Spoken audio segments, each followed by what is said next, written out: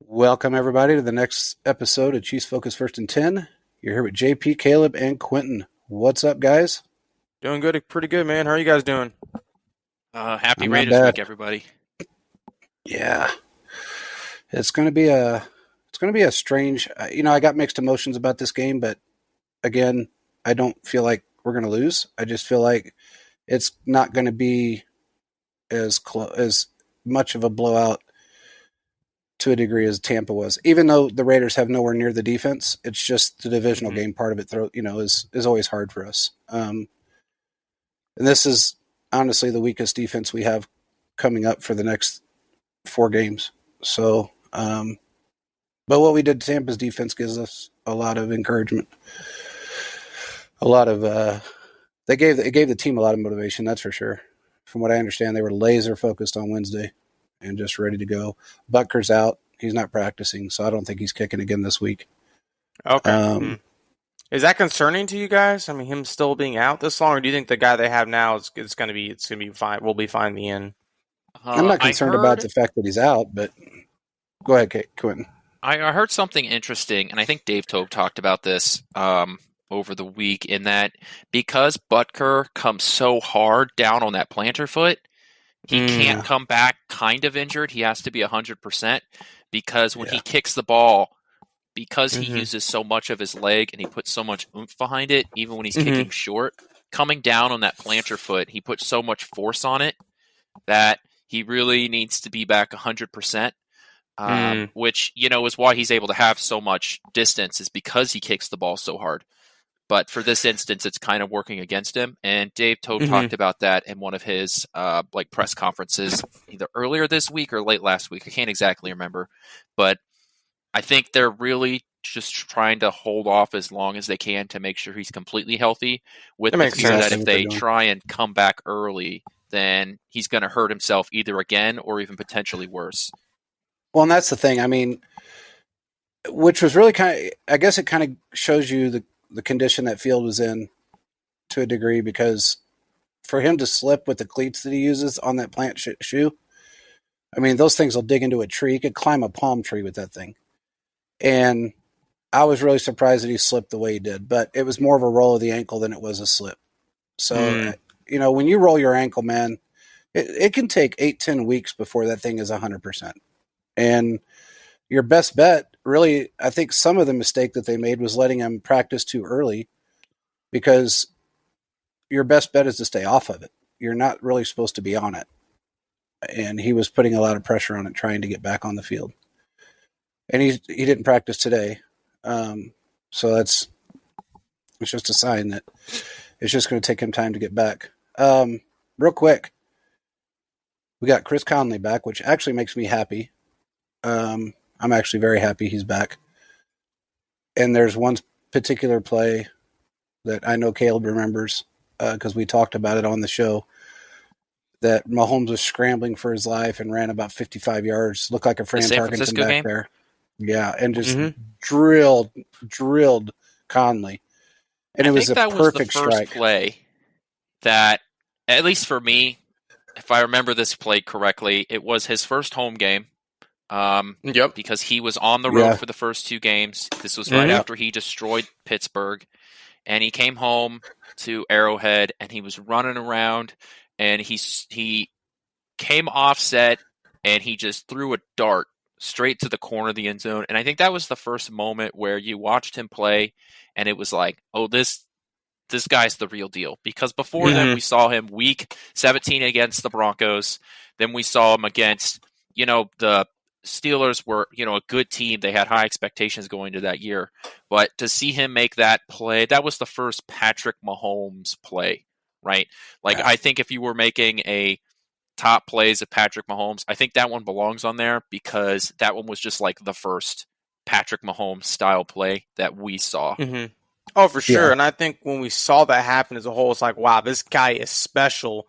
And this team is going to do a lot of great things. And when to see him do that, and the final guy, Chris Conley, who I will say in his last season did pretty well with us, I think hopefully they can pick up right where they left off, because Conley, I know he struggled a couple of drop passes and some fumbles, But other than that, he played pretty good, and then he ended up going to the Jacksonville Jaguars and for the Houston Texans for the next 3, 4, 5 years. And now he's back in Kansas City. I mean, hey, if he gets promoted to the active roster, I'm curious to see what he could do in this offense. I think he can still help. I 100% agree. And if you remember that play, Conley was in the corner of the end zone, and then when he watched Mahomes launch that ball, he stepped in front of the ball. He came around and stepped in front of it where he put himself in the right position to catch that pass. And that was, to me, solidified that Conley can make some great plays, and he doesn't run backwards. He doesn't do the crazy things that you see, other players try to do to mimic other players. He just plays his own game. And look, you're going to struggle a little bit when you have a bad quarterback. Or not a Mahomes. He's a great example of what we've been saying for years, is that he makes everyone else look better. And that's what Mahomes does. He just makes everybody look good. And the ones that he can't really get through, they're not here anymore. So yeah, that's fair. And right now, I will say one thing, and I'm going to leave it at that. There is a wide receiver and a running back right now that are on that may not be here by the trade deadline. So I'm not going to say who it is because I don't really want to stir that pot, but I will say that it was somebody that everybody expected to explode. I think the rule change to allow veterans on the practice squad is one of the best things that the NFL has done from a rule-changing perspective in a while. I can't think of something that has allowed players to extend their career, to be more beneficial to teams with injuries, because hopefully this doesn't happen. But if a guy goes down, you feel comfortable, even though he hasn't been in this offense for a little bit, you still feel comfortable that he can pick up the offense because he knows the lingo. He's plays with this quarterback before. So you feel good with his ability to come back in. And it may not be instant to fit back into this offense, but you still feel good about it. So with the NFL changing the rules and keeping the rules, because they changed this for COVID, but to keep it around, I think was such a smart thing for the NFL to do. And it really has helped players and teams and the league alike, because anytime you can have more players, more skilled players stay in the league, I think it's better for everybody. Well, and a lot of the changes, it is, and a lot of the changes came from the fact that they did change the NFL insurance rules as far as when you're allotted your full retirement money and how long your insurance covers you. It was, I think it was 7 years or something like that, and now it's 4 years. So you're tenured at 4 years. And I think that plays a big part in it as well. And I do believe Conley knows the system really well. I mean, he did a really good job of picking up everything that Pat threw at him for the most part. So, and we got Marcus Kemp back, which we all know. To me, if you look at it from that perspective and what I heard and what I just said a few minutes ago, it kind of gives you a good indication of what may be happening if a certain player doesn't pick up his game. So actually, my question to you guys, do you guys feel like Tyreek Hill was possibly holding back some of these other receivers we had in the past, like a Marcus Kemp, maybe like a Chris Conley, to see what they could do? Because I always made the argument last year, JP, and you knew this is like, okay, yeah, I have Tyreek, but let's bring some other guys in. Let's see what they can do, because Tyreek Hill's not going to be here forever. It's not a given 100%. So I always kind of felt like, hey, you got some other guys that can play on this team. You got a Marcus Kemp. You got what was he? You had a Josh Gordon. You had some guys like, let's get him in a little bit more, because I feel like, yeah, Tyreek Hill was great, but it came to a point where I felt like the process was the Chiefs couldn't get enough players, and in certain instances they kind of struggled offensively because people didn't have like the reps. In my opinion, personally, that's what I saw. I agree with you, and they didn't want to come here. I mean, there was a lot of players that didn't want to come here simply because of the fact that they knew they weren't going to get the play time. With the Tyreek sitting here, we've talked about this, and yeah, he held wide receivers back, and he held that we already had. Well, in the sense the Chiefs were going him on the field all the time because what he can do. Yeah, but we were making the argument too, like, what about these other guys? What they could do? I mean, like Marcus Kemp was pretty good wide receiver, one of the best undrafted wide receivers from the University of Hawaii when the Chiefs got him as an undrafted free agent. Guys like Jamal Custis, who is one of the top wide receivers we see from Syracuse, who's not on the team right now. So, I mean, the Chiefs have done a pretty good job bringing quality receivers, just they haven't really been able to get had a chance to like make impactful plays or get impactful playing time. Correct. So the players that have been on the field. Well, I think the players that have been on the field. Go ahead, Quentin. I would push back on that just because you don't take your good players off the field. If a guy's up there going to be able to produce, let him produce. And if a guy like Tyreek Hill was here, or take Travis Kelce for example, I wouldn't say that Travis Kelce is preventing Noah Gray's development or Blake Bell's development. I wouldn't say that just because Travis Kelce is such a superstar at the position. I'm not going to say he's taking snaps away from those guys. Okay. So, and I think that they're actually more beneficial for them on the field because you're taking away coverage from these other guys. And so you could scheme up some things for your less talented players. And so I take that and apply that to whatever superstar position you want. Well, let me advise my statement. And what I really should have said, like guys like Demarcus Robinson, guys who keep getting contracts year after year after year. Not saying they can't play, not saying that, but what they're doing, they're taking meaningful snaps away from some of these guys. So, I see your point with Tyreek Hill. I not say agree 100%, but guys like Demarcus Robinson and other players before that, I feel like the Chiefs were more concerned with, familiar with the playbook. And I was kind of like, well, yeah, familiar with the playbook's great, but you need some playmakers because you've had a couple guys on your roster for a couple years that really haven't done much. Was there another receiver during this time period the Chiefs have aside Demarcus Robinson you guys maybe thought took up too many snaps, maybe? Not really. Maybe he's the only one. I just feel like other opportunities could have been given to other players instead of wasting $4 or $5 million on a couple different players. That's just my. I agree with you. Just coming after Demarcus Robinson. That's what this is. I'm not coming after Demarcus Robinson. I'm not. All I'm saying is I just felt like there was some guys like a Marcus Kemp, that just didn't get an opportunity, and I feel like they could have been very beneficial. But it's been said. It's been said a few times. And special teams is a huge factor too. I mean, he played special teams, but fumbled the ball and punt returns. It is, but it's been said a few times that. But you're not coming after him. No, he's not. I mean, I'm just bringing up a great point. He can play. It is a great point. He can play, but it's been said a few times that by even outside players that were considered coming to the Kansas City, that they wouldn't come here as long as Tyreek was here because they knew they weren't going to get the play time, especially higher caliber players. I mean, Juju didn't come back. When we originally were going to sign him, he didn't sign here because he knew that he was one of the the only veteran really left on the Steelers roster, and he was going to get most of the targets as long as he stayed healthy. Now, granted, he didn't that year, but that was one of the deciding factors for him.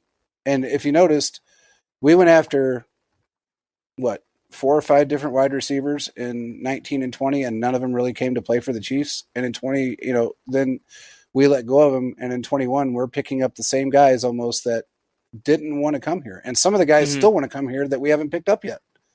So, we tried to get Allen Robinson. That was more of a Chicago thing than it was anything else. He's playing somewhere else. We were going to get OBJ at one point before the Browns, and that was because of Tyreek. It just is what it is. But right now, I will tell you that I can see 2 players that one of them is definitely probably not going to be here past the deadline. The other one is if something comes full circle and it works out good for the team, he won't be here either. So, everyone's tradable besides Patrick Mahomes and Kelce at this point. So exactly. I mean, they could make moves. I mean, I'm still kind of wanting the Chiefs to see if they can upgrade possibly at the defensive line, if possible, to help even more than what they've been doing, getting someone to help like that. But I mean, at the end of the day, I mean, it's going to work out eventually. They got guys sitting on the waiting. Veach is going to make the move. If anything happened, Veach will make this move that will benefit the team as a whole. And so far, he's done nothing but do great things with helping this team. So I'm not really worried. As long as he doesn't trade Mahomes, I'll be fine. He's never going to do that. That's never going to happen. No. I think that, looking at this team as a whole, the way they played last week, and from what I've heard about them this week during practice, they are laser focused. That gave them all the initiative, the drive, the determination they needed because they went out and they just beat.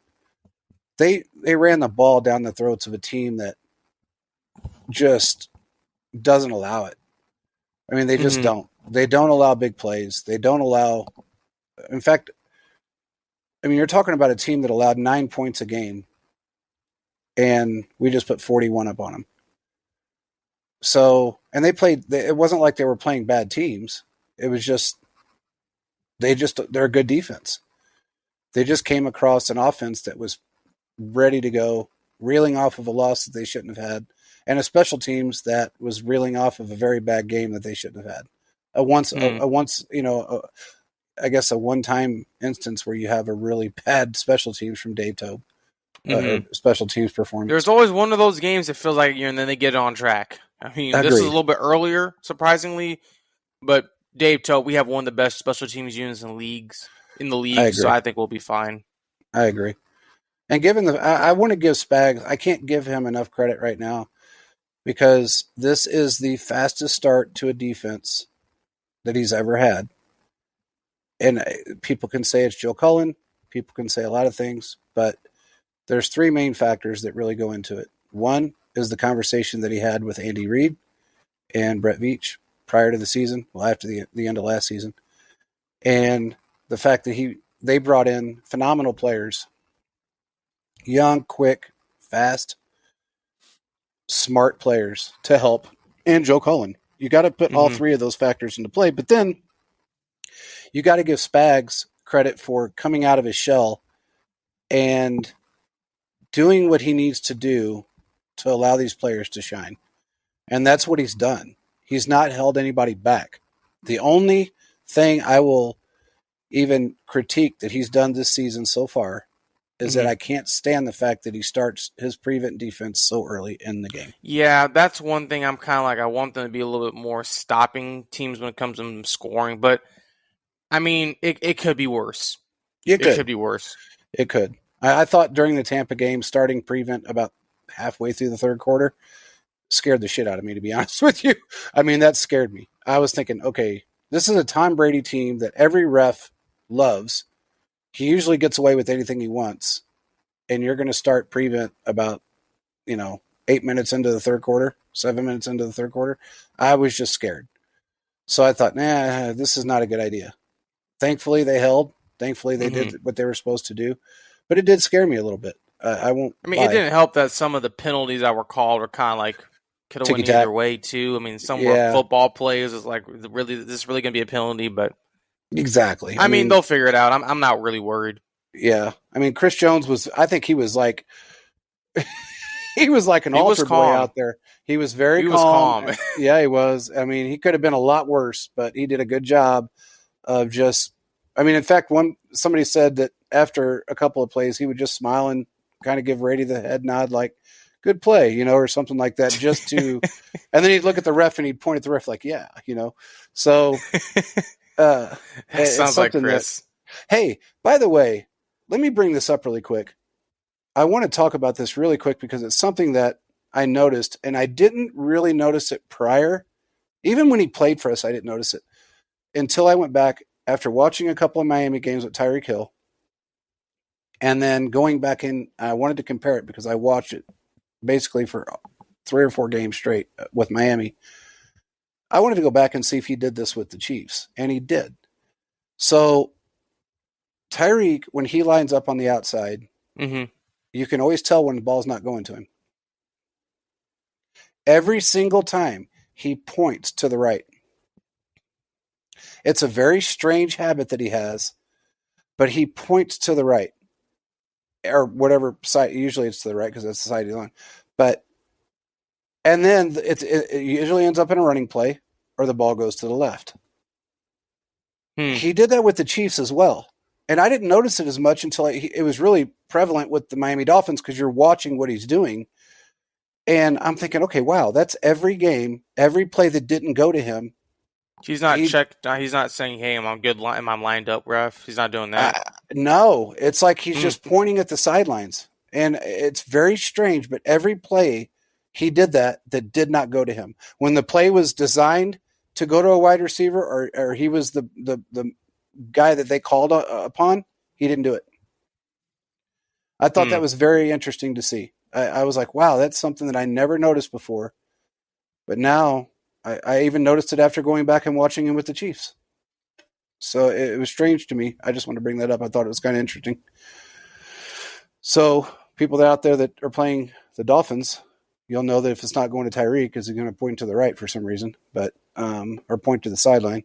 But it was just strange. Very strange thing.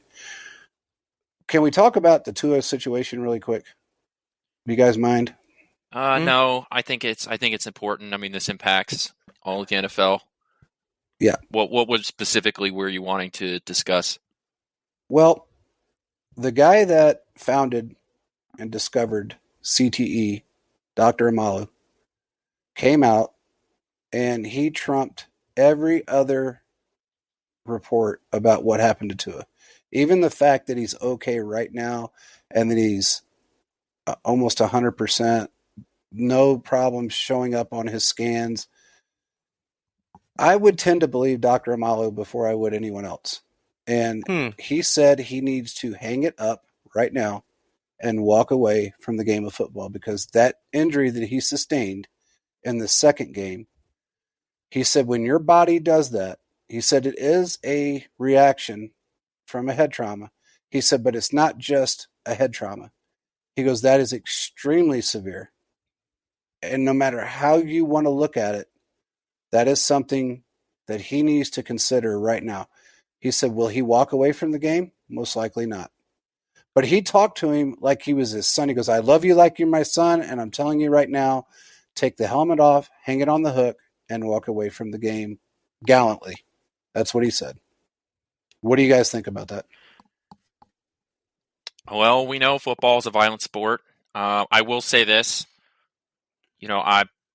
He hasn't, I know that's his profession. He's an expert in this field. We're just people watching it, what happened and talking about it. But, he hasn't been running tests on Tua or anything like that. He hasn't been in the room. No. He hasn't seen the scans, those sorts of things. So I think that's important to keep in perspective as well.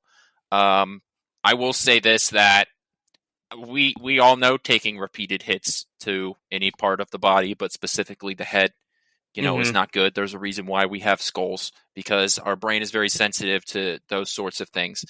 Tua won't, Tua's not going to walk away from the game because of that. Not at 25 years old. And there's so much ahead of him in terms of his football career. No matter what you think of Tua, Tua's going to be in the league for another dozen years, whether as a starting quarterback or whether he goes on the Teddy Bridgewater tour. Tua's going to be in the league for another dozen years, easy. And it's a tough situation. It's a situation Tua should have never been put into.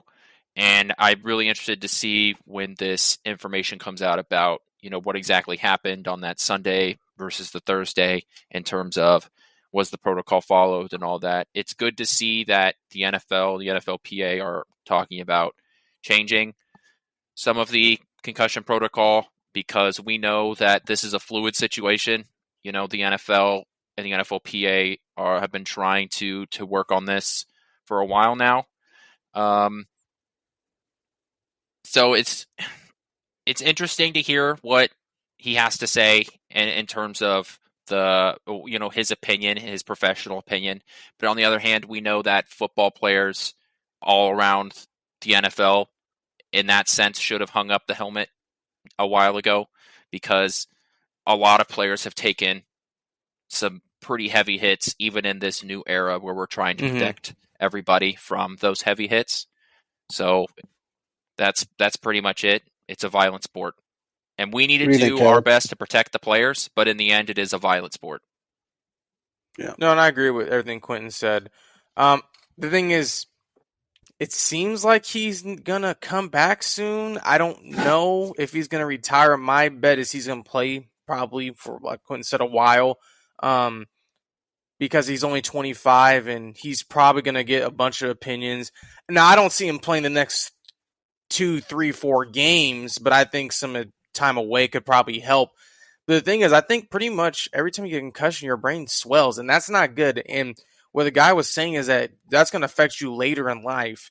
Correct. And unfortunately, we see with a lot of players, especially like if you get hit in the head a bunch, it's not good. And we see there's been a lot of issues in a lot of sports, mainly football, where we see CTE is very prevalent. You can even make the case now some some people who used to play football who don't play now, they are showing signs of CTE due to repeated hits they've gotten to the head. So this is a really serious matter.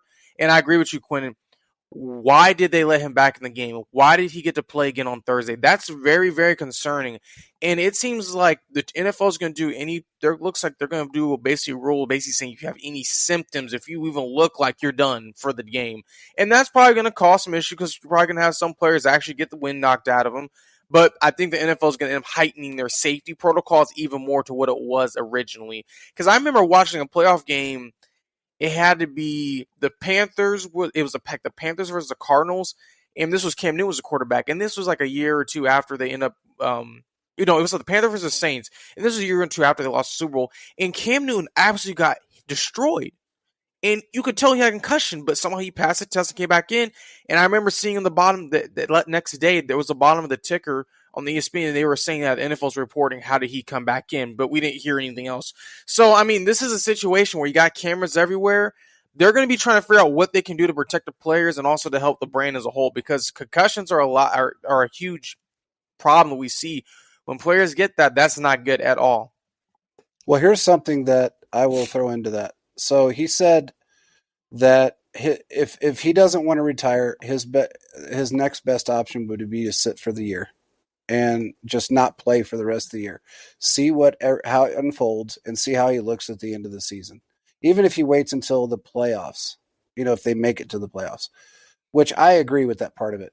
Now, granted the fact, I agree with you, Quentin, that he hasn't seen the scans and he hasn't seen any of that from Tua, but he's seen enough of them and has studied this enough to know that when somebody ends up in that position that quickly and for that amount of time, that is a severe enough injury that they should hang it up. He said it could actually end up being fatal if he took another hit.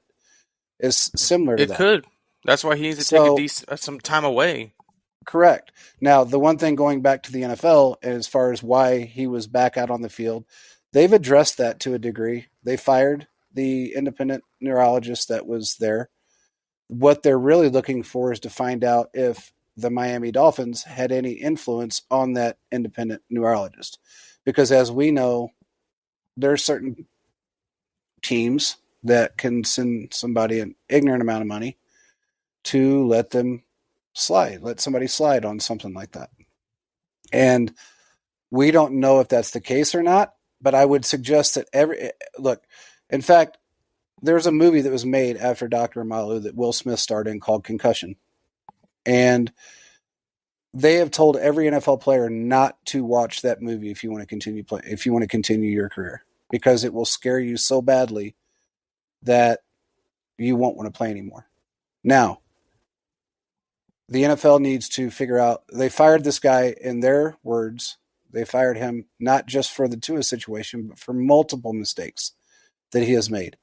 Now, if that's the case, then they really need to dive into why he's made these multiple mistakes. Did they hire the guy that was in the No Kids Left Behind medical school? Who knows? Or is he getting money sent to an offshore account somewhere to keep his mouth shut? And that is not out of the realm of possibilities. So that's what they're really looking at more than anything. They know why the mistake happened. The guy didn't look at him. He did, as far as what I originally heard is that he was busy dealing with so many other players that were injured that during that game that he didn't have a chance to really, supposedly what he said was he didn't have a chance to really look at him in depth. Now, I don't know if that is the case or not. All I know is that they have to make sure that the people that are on the field, whether it be independent or not, are in the best interest of the player and not the team. And that's the biggest take from all of this. Because if that guy were to die on the field that day, what would we be saying now? What would we be talking about? So it's just something that I wanted to bring up because I thought about it and I thought, man, this is it's a terrible situation. He had headaches, from what I understand, 3 or 4 days after that hit. And I would imagine, man, got 2 concussions in 4 days. Yeah. I mean, your brain doesn't even have time to release the swelling before you get another one. So I don't know. Anyway, I just want to bring that up. And then I don't want to comment on it anymore. I will say that there's definitely some politics behind this. That I was actually kind of surprised that the Dolphins ruled him out as soon as they did. I would have figured they would have waited until the following Wednesday, so yesterday, just to show that, like, you know, that they were following everything, and then just to make it look like they didn't rule him out for the following week, just because it would make them look good. So I was surprised that they called him out as early as they did. And they're, you know, the NFL's now in the PR game, so I don't know if that guy got fired just because he was the fall guy. I'm not sure, and we'll never know for sure. Here's what I do know about the protocol as it stands now. So the way it's supposed to work is that they come off, and the independent neurologist is supposed to watch whatever play the injury occurred, and they're supposed to see if there's any of that deficient motor activity, or whatever medical term they call it. I don't remember. Then they're supposed to be out for the game. Skills, yeah. And so I think that's where that didn't happen. Something between that. I don't know if the independent neurologist didn't watch the play, and that's where that was. And so when he came into the tent or into the locker room, he was evaluating for, you know, Tua said he had back pain, and he just went to that because he didn't know what was going on. There's that sort of where the miscommunication seems to be, because everything else, according to what the Dolphins have put out, what Tua has said, says that the protocol was done. So maybe that's why, you know, he got fired. I'm not sure where, you know, all of the miscommunication happened, but that to me seems to be where the problem was. And that's what ended up with Tua coming back onto the field. And, you know, to take that hit later in the week really exacerbated the situation. So, yeah, it's a tough situation. It's a violent sport. We need to do what we can to protect players, because in the end, these are people. I just hope there's not an overreaction in terms of, like, getting rid of more quarterback hits. I don't want that to be the reaction to this. Just making sure the concussion protocol is ran as efficiently and with some nuance, I think, needs to be sure, because I think the problem is that it's just a checklist and there's no nuance behind it. So we'll see what happens. I would expect within the next week that the NFL and the NFLP are going to make a statement saying that this is what's changed. I don't think this is something that's going to wait till the offseason. Oh, no. They said it's actually going to take effect within a week. So this is something that's going to happen fairly quickly.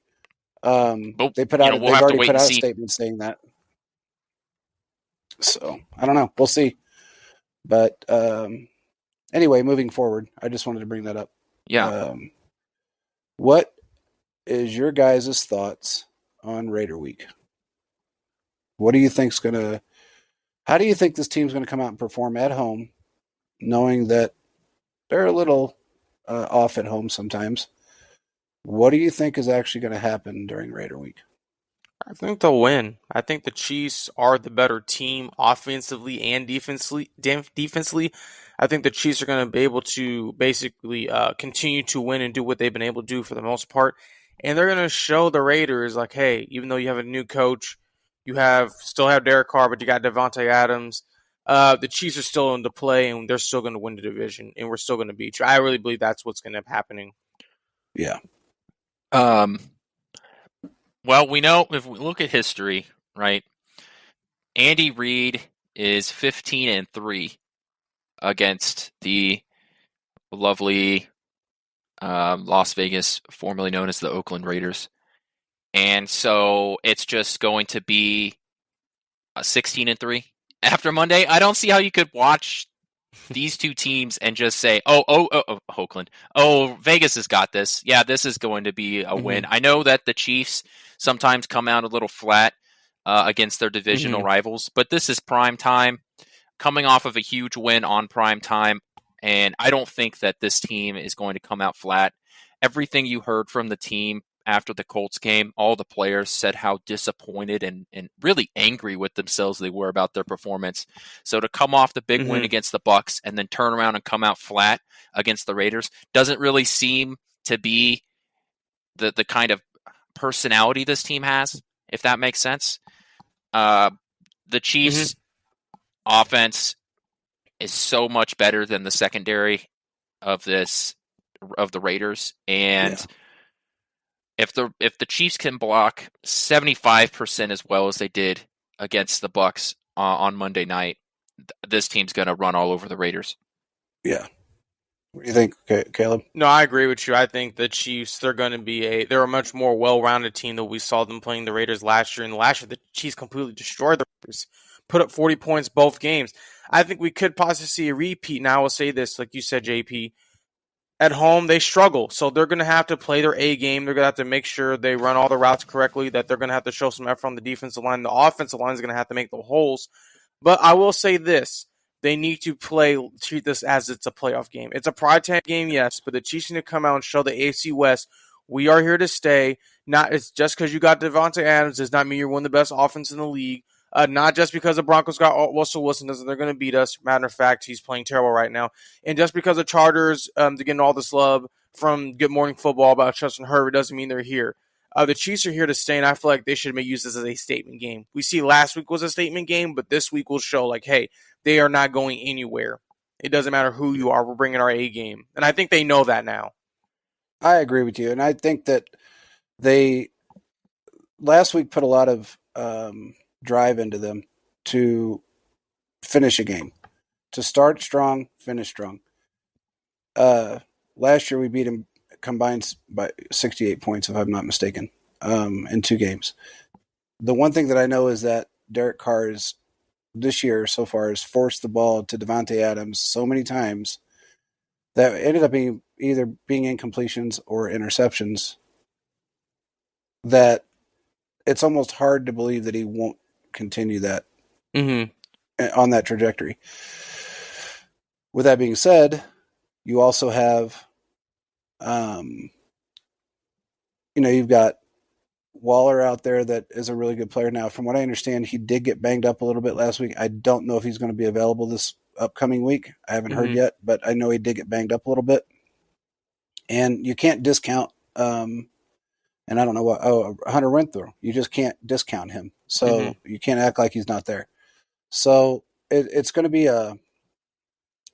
everybody's got to be on their A game regardless. Like you said, they have to treat every game as if it's a playoff game. You have to. And you have to.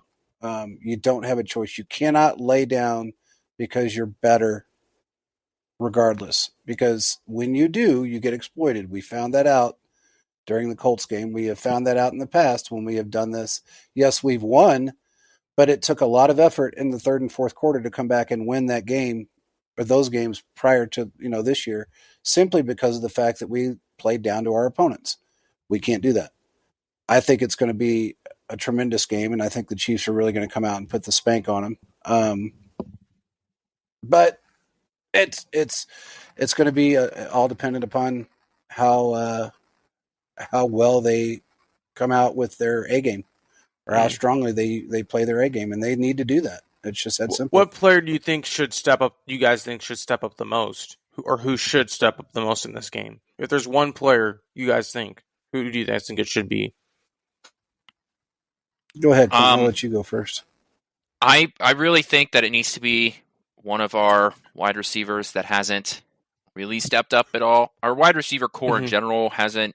They've been fine. They've been okay. I haven't been upset with our wide receivers. I haven't been feeling over the moon with them either. So I think it's got to be Juju or MVS or Mecole Hardman. One of those three needs to step up, and someone needs to have sort of that breakout, stereotypical 100-yard game. I would love to see somebody have that, and I would like it to be on whether it's, I don't care if it's like one big play and then a couple of dink and dunks, something. I want to see a wide receiver on this team really have a breakout game, because we really haven't seen that. Our wide receivers haven't really produced that much, especially in terms of touchdowns. Mecole Hardman and Justin Watson are the only 2 wide receivers with touchdowns. And if I would have told you that through the first month of the season, those were the only 2 wide receivers with touchdowns, you would have thought this team would be like 1-3. Exactly. You know? Yep. Mm-hmm. You really would have. I mean, the production from the wide receivers is so low, and yet this offense is still producing the way that it is. I think we know that MVS and Juju are both capable of more than what they've shown. So I really think that eventually these wide receivers will get going, specifically Juju or MVS. So I really want to see one of them. Long answer short. I agree. I think it's all going to come down to with the wide receivers. They all just need to gel a little bit more. I mean, we all have to remember that other than Hardman and Kelsey, everybody else is new with this team. So you got a rookie out there. You've got, a couple of guys that have never really played with Mahomes or in the style of offense. So I think it's just a matter of gelling on their side. What I think what I think we're going to have to see is more sacks. We need more pressure on the quarterback. I think they'll get that this week, and that'll boost that defensive line's confidence level. But, you got Snead I think he has 2 sacks already this year. 2 strip sacks. 2 strip sacks. So I think that, Karlaftis, I think he really needs a sack just to boost his confidence level a little bit. I think Frank Clark needs to get in and get a sack. And I think if that happened, that would really boost their morale a little bit. They're already playing at 5 times the level they played last year. They're just, and we've got more sacks. You got to think about it. Last year, I think we had total of 28 sacks on the season. And we're sitting at 6 or 7 right now, Caleb? I'm not for sure with the sack numbers, but I have to imagine it has to be close to 10, I think. Yeah, it could Do you be. think I'm right with that, Quinn? Okay. Is that a good guess? You would say probably. I know Chris Jones has 2. Snead has 3. Oh, okay, so that's 5 right there. Okay, so they're getting up there. We're only the quarter of the season. They have 11. 11. Okay, that's not bad. So 11 sacks. That's pretty good. So you're sitting at 11 sacks, 4 games in. You want me to? So Snead has 3. Bolton, Jones, and Dunlap all have 2, and Wharton and Clark both have 1. Okay, so our leading sack is a corner. Hey, that's how you do it sometimes, though. But that guy there's a beast. He's dude. good. I know. It's just funny when you say it out loud. I know. It's always comical to listen to that and think, "Wow, our leading sack, our leading sack guy is a corner, a slot corner at that." But we run a lot of those, those cornerback blitz packages that when you have a guy that fast, that is sneaky on top of it. And a lot, I've seen one or 2 of his sacks. They had no clue he was coming. So he's quietly sneaky, and I really love that about him. But did you hear him? I think it's just his story. What he did, he was messing with his gloves. Did you hear what he was talking about in his press conference? He said that. I heard that. Yeah. Yeah, when he was, for those of you who don't know, after the Bucks game, Snead came up after the game and was doing his press conference, and he talked about how he was messing with his gloves and looking down at his gloves before the ball was snapped. And so Tom Brady didn't know that he was blitzing because he was sitting there messing with his gloves before the ball was snapped. And then when the ball was snapped, hilarious. He just beat it off of. He just ran, like a bat out of hell to go do it. So he was like playing some mind games against Tom Brady by messing with his gloves. That's hilarious. That's absolutely. That's hilarious. how you have to do it sometimes against those guys. Yeah, you have to. Yeah, you have to trick them. Do you guys think it's possible the Chiefs could maybe make an addition in the trade market by the deadline to get a better, more person to help with the defensive line? Maybe bring it in Ndamukong Suh, maybe even trade for someone like Robert Quinn. How do you guys feel about that? Or just anyone in general? I don't know if they're going to do it on the defensive line, but I think they're going to acquire somebody before the trade deadline. What position are you thinking, if possible? I'm leaning towards 2 different positions. I'm leaning towards running back and wide receiver. Now, as far as the wide receiver is concerned, that may have already been handled, but I don't think Ronald Jones is going to be here through the trade deadline. I'm just going to say it. I don't think he's going to be here. The guy hasn't suited up for any games yet. No. And he's a player that was on, from what I understand, the unofficial trade. I mean, it wouldn't surprise me. I think the only reason he made the roster was because Blake Bell was put on IR. If Blake Bell isn't on IR at the beginning of the season, I don't think Ronald Jones is on this team. That's a fair point. I think he was just on the team because they had an extra spot and they saw his production in that last preseason game. And so they figured that they could stash him on the roster. But if Blake Bell doesn't get hurt and stashed in IR, Ronald Jones is a free agent right now. And someone could take him too. I mean, for a 6th, 7th round pick. That's another pick. Veach could find someone that could help. I mean, we've seen him get guys like Trey Smith in the 6th round. Rashad Fenton's a 6th round pick. I mean, he's been able to find value. So, I mean, it's very possible. Yeah. In fact, look at our corner that everybody, was worried about and went up against Mike Evans. Was he a 7th round pick? 7th round pick. So you can find value if you do your research. So Brent Veach can find value in the 7th round. I can't think of another group of corners that has been so, excluding McDuffie, has been drafted so late in the draft and has been so successful. Because Snead, Fenton, I mean, all of these guys have just sort of come out of nowhere and have just produced and have gone up against some of the best talent in the league. Think about it, man. Brett Veach could find talent going to lunch, walking down Main Street into a freaking deli and somehow find somebody that's good. I mean, he's just that guy. But when you really think about it, Caleb, how long have we been talking about the hunger that comes out of the late round guys and the undrafted guys? You see a lot of hunger, especially the undrafted guys sometimes. Those are the guys that really want to prove themselves. The guys that come out of the 1st round, usually offensive guys, but they have a chip on their shoulder. They know their 1st round picks, 2nd round picks for them, at the latest, and they really come out with a chip on their shoulder. These guys that go 6th, 7th round or undrafted, they want to prove something, and they come out and they work the hardest. It's been kind of especially with the Chiefs, we've really noticed it a lot, but you didn't notice it before because we really didn't have a GM that was smart enough to go after him. But we do now. So you keep filling your rosters up with these guys that aren't costing you very much and that are producing at a very high level. You're in great shape for a very long time. Now, especially, when you don't have to, you can keep the roster turning and where you can continue to invest those 5th, 6th, 7th round picks into the corner room. And every time you have one that leaves, we have a guy that can step up.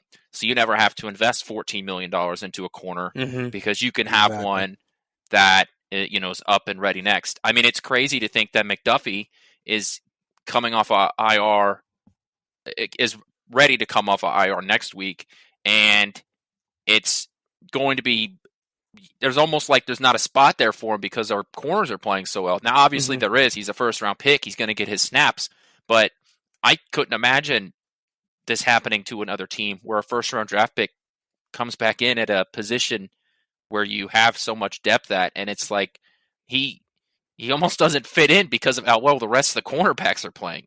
Yeah, that's a good point too. And one thing I would say is that when you do your homework, and I say this all the time, when you do your homework and you find the right players, it's all going to work out. And that's one thing Veach has done. And now you could argue, well, some of his drafts didn't have the best players. Okay, yeah, maybe the first couple drafts we had some players didn't get a chance due to injuries or due to the Jeff Chart mindset. But look, the last couple of drafts, Veach has been able to help the offensive line, has been able to help the defense, has been able to bring in free agents that have been impactful to this team. So whatever move he makes, I'm, for the most part, going to sign off it because what he's done, for the most part, has really helped this team take it to another stratosphere. Before we have the Chiefs, with John Dorsey and other GMs, they have struggled. Now, they've had some good hits, but they have struggled. So I will say this. I would rather have Brett Veach be the guy that's doing what he's doing now, and I feel like the Chiefs will be fine at the end of the day, no matter who he finds. Because I think at this point, he's going to find someone that's going to be beneficial. I mean, he got Watson from HBCU college. I mean, he was talking with all these other guys from all these different schools. Got a guy from Cincinnati, the Power 5 school. I mean, he literally will go to any conference, and that's important because you have to find the guys that are hungry from those other conferences. Not everyone for the Alabama is going to plan out. Not everyone's going to plan out for the USC or the Ohio State. Now, they have some great players, and I'll say, yeah, they have some good players, but sometimes you can find these guys that are really, really good from these other smaller schools, especially the Power 5 conferences. Yeah. I mean, Pacheco came from Rutgers, and he was averaging under 5 yards a clip. And before the draft started, he had an interview where he said that they're starting running backs in the 7th round. And he drafts this guy that not a lot of people have heard of. And he turns out to be competing for, the top spot on this roster at that position. So, in Veach we trust. So in terms of additions or trades, if this is the roster by the time the playoffs come around, I'm confident in it. If I don't really see any additions coming forward, I don't really see like an OBJ working out because I think the Chiefs have added depth there and they're happy with their depth. In terms of like the defensive line, I think the Carlos Dunlap signing is really where they were going. The only thing I could really see is if there's an injury to the offensive line, I think the Chiefs would go and get somebody. But that would pretty much be the only thing I could see them doing is if there's a injury to one of the lines, offense or defensive line, then I could see them going and making a move to get somebody. But I'm not even sure who that would be, to be honest. Well, on the defensive line too, you got to think we got Danny Shelton sitting on the practice squad. That's true too. See, there's depth everywhere. Yeah. So I mean, I can just imagine what he would look like, dude. Can you imagine what Danny Shelton and Chris Jones would look like? That'd be a pretty good combo on the defensive line, getting a lot of pressure. Oh, my Lord. I mean, go ahead and double team him. Go ahead. Because you're not going to get very far. I would kill to see that combination. And I'm hoping and praying we do at some point this season. It was already supposed to have happened, but I don't know. I can't get a true answer out of anybody as to what's going on with Shelton's situation. Does he have an injury, or didn't he have an injury like he had an injury in camp, and it lingered on through preseason.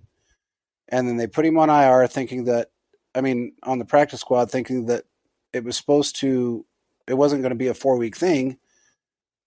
So they didn't want him to be on IR because, of course, one, it takes up an IR spot, but then it also keeps him out for 4 weeks in case he's not, in case he's ready to go in 2.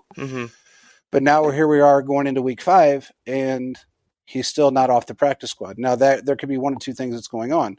One, they're happy with what they've got, or 2, they're saving him for the latter half of the season. And that's what I'm thinking too. I feel like if they wait till the latter half of the season, kind of ease him into, it's going to help there. I mean, one thing like Quentin said, got talent everywhere in the practice squad. Everywhere. So this team is primed to do a lot of great things this year. They got moves at players at every single position. So I think they're going to be in a really, really good spot. Yeah. I can't see them going after a defensive lineman. I can maybe see them going after depth on offensive line. And maybe, again, you want to have – you really kind of want to have 4 running backs. It's always a good thing to have. We haven't seen anything like, out of Ronald Jones. He's not suited up or been on the field. He's been inactive basically all 4 games. And I thought for sure they would play him against Tampa, and they didn't. So, I don't know. He's just not what they expected from everybody I've talked to. So, we kind of alluded to that during training camp and really even preseason. Up until that last preseason game when Blake Bell got hurt, we actually said on the show that he earned his 53-man spot during that game. But apparently it's all for nothing at this point, he's not getting on the field, so. And they could just honestly trade him to a team that needs a running back, get a 6th, 7th round pick, call it a day. They said they did the same thing with Carlos Hyde. It's going to happen, I feel like, probably. Once trade talks start probably heating up in a couple weeks is when we'll see him go. I wouldn't be surprised if the Chiefs end up signing another running back or see someone they have in mind they're going to put on the practice squad once he goes away, too. So, there's a lot of different moving parts. I wouldn't be surprised at this point. Veach always has a backup plan.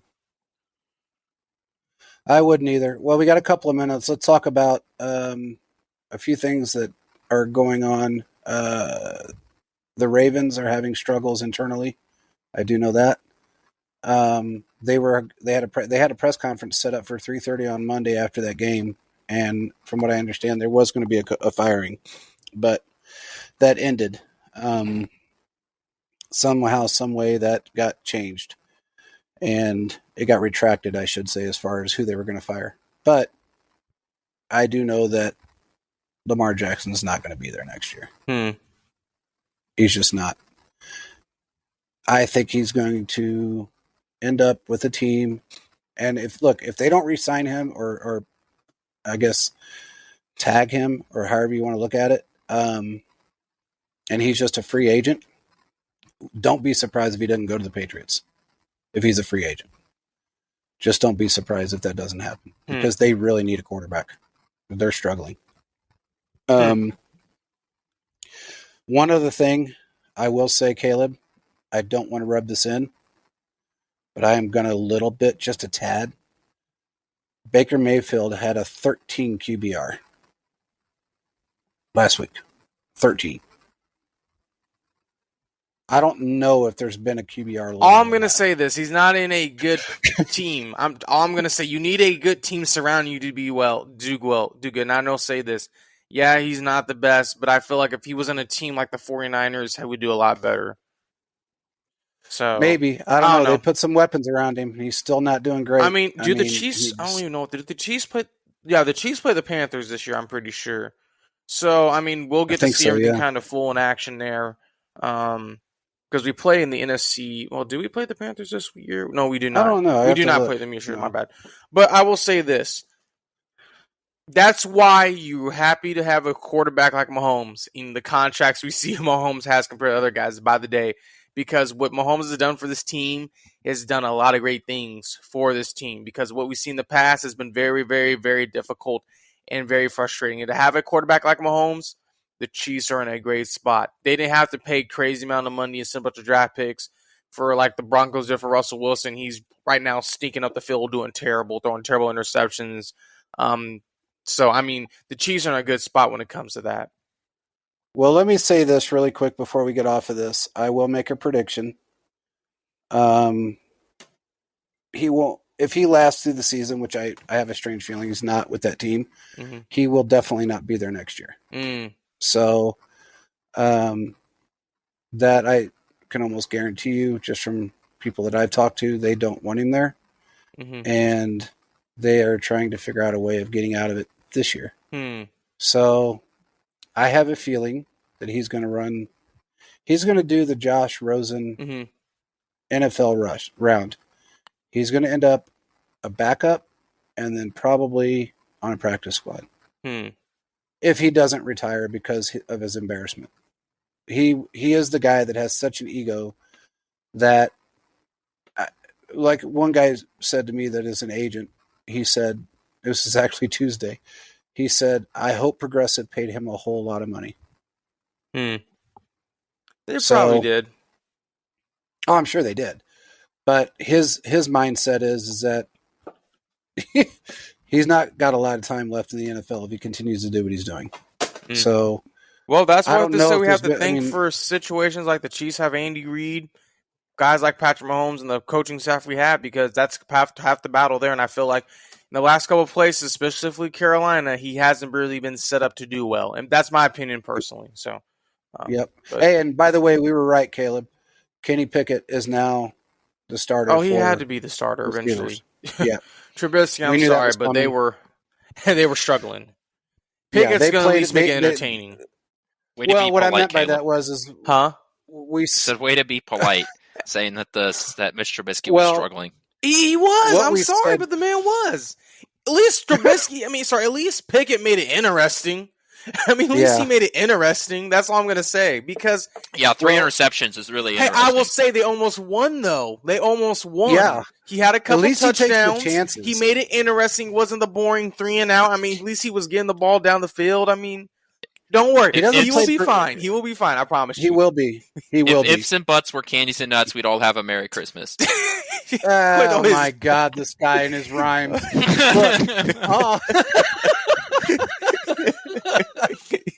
All I can say is this. What I was referring to is we talked about it at the beginning of the season, and we said by week 4 he's going to be named the starting quarterback, and he's been named the starting quarterback.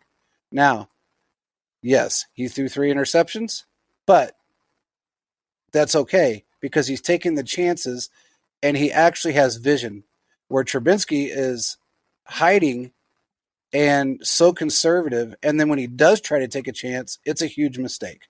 He is struggling like none other, and he's another one that's going to make that Josh Rosen NFL run around. Well, pretty soon. He was a second round. He was the second overall pick, so I mean, he got a good payday. Well, what have we always said about first and second round pick quarterbacks, Caleb? For the most part, sometimes they're going to struggle. It's going to be some growing pains if you're not put in the right situation. However, there's a lot of different things. Or if they don't have a chip on their shoulder, that too. So, with that being said, let's segue into Believe It or Not. Believe it or not.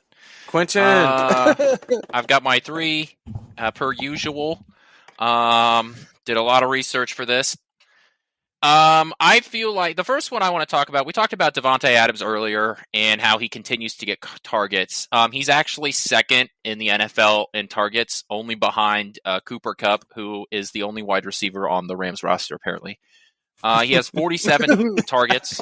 So my question is that, believe it or not, Devonte Adams leads the Raiders in targets and gets over 100 yards. We know that the Chiefs cornerbacks have played well, but they have allowed 113 yards against Mike Williams and 103 yards against Mike Evans. So does Devonte Adams break the 100-yard mark? I'm gonna say I'm gonna believe it. I'm just gonna say this. Don't get mad at me. I think this will be the game where the Devonte Adams connection with Derek Carr is gonna probably do well. Now I will say this will be a staggered 100 yards. It's gonna be like probably a slow 100 yards with a touchdown. But it's not gonna be one of those big play, big play, big play. I think it's gonna be progression over time. That's how I feel personally. Okay. That's a 2-part question. So, is he going to see the most targets, or is he going to get? Is it Yeah, get and over 100 yards? He's going to break that 100 yards and lead the team in receptions or okay, targets. Well, I'm going to say this. I can see him leading the team in targets for sure, but I also can see us really covering him in a way that if we can cover Mike Evans the way we did and keep him relatively out of the end zone, even though he did get 103 yards or whatever it was. Yeah. I would say that with this team and the way they're playing, we could easily keep him under 100 yards. I could say we can keep him out of the end zone. Okay. Now, really, let's do this. I will say this part of it, that I believe a lot of his yardage, especially if we've got a sizable lead, is going to be in trash time. That's what I think. Gotcha. I'm going to go with, I think that he breaks the 100-yard mark. Trash time stats are still stats. You can ask Kirk Cousins about that. And he knows more than anybody. Fair. I think he's going to break that 100 yards. I think that the Raiders are just going to keep feeding Devonte Adams, even to their own detriment, as far as the year goes on. I don't know if I don't know why they continue to do it. He's obviously a great player, but when you continue to do it so much, it's hurting your team. You got to figure out when to stop doing it. But I guess, bad teams, mediocre teams don't learn that lesson. My second one, we're going to move to the offensive side for the next 2. I mentioned this earlier, that our wide receiver production has sort of struggled in terms of scoring touchdowns. So this is a option for you. I'm leaving it open to y'all here. So believe it or not, Sky Moore, Juju, and MVS will have a total of 2 touchdowns. 2. Go ahead, JP. Yeah, I believe that. I believe that. If two or more, I believe that. Same here. I think they could possibly have a chance to get 2 touchdowns between all 3 of them. I think this is the game we're going to see Sky Moore get acclimated in the offense a little bit more, and I think Juju's going to get his first down. MVS, he might even get a couple big pass plays down the field. So I think it's very possible that 2 touchdowns between the 3 of them is possible. Oh yeah. I think somebody's got to have a breakout game. We know that the Raiders secondary is no bueno. It's not very good, and I think this is a great opportunity for those wide receivers to really feast on it. Final one, believe it or not, the Chiefs will rush for 150 plus yards. We know how well they did last week. They broke that mark last week. Will the rushing continue to dominate? That's a tough one. Whew. It is a tough one because we know that it's a divisional game. Teams always play up, and so what y'all thinking? I'll say this: they'll get 100, but I don't think they're going to get 150. They could get close, but I think this is going to be a game where Mahomes attacks the secondary. And if something were to happen where they can't be efficient secondary, then I think they can get pretty close in the rushing game. Yeah, I watched something last week that I didn't expect to see out of any Andy Reid team ever in my life, and that was a balanced offense. That was, I mean, honestly, that was like, seeing God to a degree. I didn't think that I would ever see Andy Reid be so balanced on offense, and he did such a phenomenal job last week play calling. I wouldn't be surprised because the Raiders' defensive line isn't that great either. So they're not horrid, but they're not the best. I would say they could probably get 150 yards and still get 3 touchdowns in the air. That's not bad then. So I think that I don't think they're going to get it between the running backs. They may end up with the 150 because Mahomes scrambles for like 36 and they do a wide receiver like screen or end around or something like that. So I think the team could break that 150. I think it's going to come from more than just the running backs. I think this is going to be an air attack because I really think that the wide receivers are going to be able to feast on a bad secondary on Monday Night Football. And we know that it's prime time. Just like last week, I think Andy Reid's going to go to the 4th, 5th page in the playbook and pull out some trickery because we always seem to do that when everybody's watching. Yeah. Well, and I agree with you. And I think that, from the perspective of Monday Night Football, look at the record that Mahomes has in prime time. Look at the record and look what he loves to do in prime time. He loves to show off. He loves to show his shit. So this is going to be fun. I'm sorry, but it's going to be a fun game. It really is. I'm just hoping they can pick it up and win. I got a feeling they got a lot of confidence last week. So they just got to keep that same intensity. Yeah, that's the one thing I'm worried about is the intensity part too. They got to make sure they can't play down their opponent. This is the Raiders week. You got to come out with some intensity and win. So he's 5-1 on Monday night games alone. Yeah. Monday. Who did he lose to in that one Monday night game? Wasn't it the Rams? Yeah, it was the Rams. Yeah, that was the greatest Monday night game of all time. If you're not a Chiefs fan, if you're literally anybody else around the country, you talk about how great that game was. But I can't rewatch that game. No, too painful. We got some score predictions from you guys. I think that the Chiefs are going to put up another 40 points. I'm going to go with 41, and I think the Raiders are going to put us some garbage time points, and it'll probably end up being 24. So 41-24, but the score is going to be even a little misleading. I think we're going to start off hot. Okay. I got to change my prediction a little bit because you kind of stole it, but go ahead. I think I'm gonna say 27-17. I think the Chiefs win by 10. The reason why is because I don't think they're gonna go full fledged once they get to a certain point. I'm still not convinced that they're gonna keep the pedal to the metal just in this game just yet. I think it could be a little bit closer. You can complain to me next week. No, I'm not going to complain. I'm not going to complain. I just think that with what we did to them last year with a better secondary than they have this year, and the fact that we don't like them, I have a feeling it's going to be a lot higher scoring on the offense side. I'm going to go 44-24. Chiefs. Fine. I will say Chiefs will at least score 30 points. I'll give them 31 to 17. I'll give them at least 30. I'll give them 33, actually. 33. 33 to 17. I think they'll win by that. Okay, all right. Final answer. You got to keep 33-17. I'll at least give them 30. They should score 30, but you never know. Just guilt trip me into that. Well, I mean, we're not playing the Colts, okay? All I'm going to say is this. JP, you know this. There have been games they should be putting up points and like, oh, we can't score. I'm like, what in the world? And we got irritated. So I'm just trying to save some of that pain. I mean, you were texting back and forth, breaking our phones. So, yeah. Yeah. Yeah, I agree with you. So it's any given Sunday, like you've always said, but I just have a feeling this team has a lot to prove with all the haters and all the trash talking and everybody doubting them. Mm-hmm. And hey, has anybody heard from Bart Scott? You've been quiet. He didn't say a single word about that game on his show after the day after. Haven't heard a word from him. Where you at, Bart?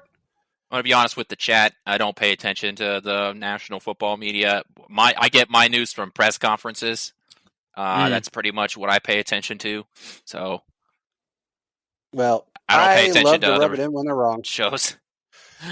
Man, look, I'm a 2-year-old when it comes to that, and I love to rub it in when they're wrong. I am a child. I will rub it in till there's no more rubbing in that I can do. And I hit him up on Twitter a few times after that game, and man, I cannot get a response. I don't know why. Well, but anyway, he seemed to act kind of like how Ryan Clark was last year, and Ryan Clark was defeated. Yeah. I knew after that game they flooded that man's mentions. So, man, it's like the WWE of sports talk, because one day this guy's the bad guy, then the next day this guy's the bad guy. You just don't know. It's a flip of the switch. It's like a soap opera. So, I think it's comical to a degree, but I'd love to hear from Bart. But anyway, with that being said, come on, Bart, hit us up. Tell us what you really think. Anyway, with that being said, I don't think we have anything else. Do you guys? I think we covered everything. Nope. Quentin, do you have anything to add? Nope. Just, follow me on Twitter. I've got another poll scheduled for tomorrow. People seem to like those, so I'm going to keep coming up with questions. So they do well. Awesome. They do well. People like them. I like seeing what people vote for. I like reading the comments. I haven't gotten any really toxic responses yet, so we'll see.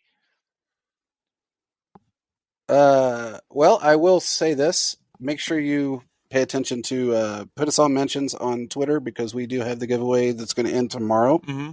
Somebody's going to win a L'Jarius Sneed signed jersey, and make sure that you keep following us, because we have some big things coming up soon, especially with the podcast and on our website. With that being said, I hope everybody enjoyed the show, and we will talk to you guys again on Monday night. Yep. Peace out, everybody. Have a great Red Friday. See you next time, guys.